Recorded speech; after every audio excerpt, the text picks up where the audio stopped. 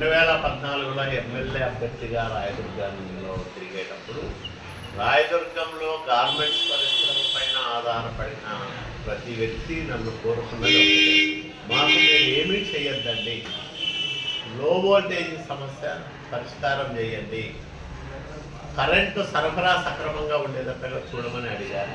నేను వచ్చిన తర్వాత దాదాపు 3 కోట్ల రూపాయలు ఖర్చు పెట్టి అదనంగా లైన్లు వేయడం కానీ ట్రాన్స్ఫార్మర్లు ఏర్పాటు చేయడం కానీ చేయించడం వల్ల ఇక్కడ విద్యుత్ సరఫరా మెరుగుపడింది.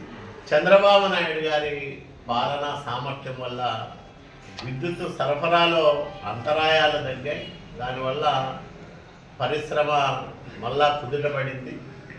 జగన్మోహన్ రెడ్డి వచ్చినాక 5 ఏళ్ళు మళ్ళా ఆ రకమైన విద్యుత్తు సమస్యలు అంటే సరఫరాలు అంతరాయాలు, అనధికారిక విద్యుత్ కోతలు, విపరీతమైన బిల్లులు, రకరకాల పేర్లతో అదనపు ఛార్జీలు, కనిపించని ఛార్జీలన్నీ పెట్టి భారాన్ని మోపి సగటు గార్మెంట్ కార్మికుడు తను సంపాదించుకున్న మొత్తంలో 75-80% ఈ కరెంటు బిల్లులకే కట్టే విధంగా ఉండేది. మళ్ళా చంద్రబాబు నాయుడు గారి పరిపాలన వచ్చిన తర్వాత విద్యుత్తు సరఫరా మెరుగుపడింది, కోతలు తగ్గాయి, అట్లాగే బిల్లుల్లో అంతా రావడం లేదు, బిల్లుల్లో మొత్తాలు తగ్గాయి.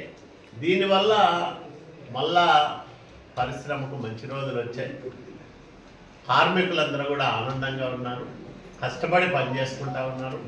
వాళ్ళ ఉత్పత్తులకు కూడా మార్కెట్లో గిరాకీ పెరిగింది. దీనివల్ల ఈ పరిశ్రమ ఇప్పుడిప్పుడే కుదుటపడతా ఉంది. భవిష్యత్తు బాగుంటుందని మేము నమ్ముతాము.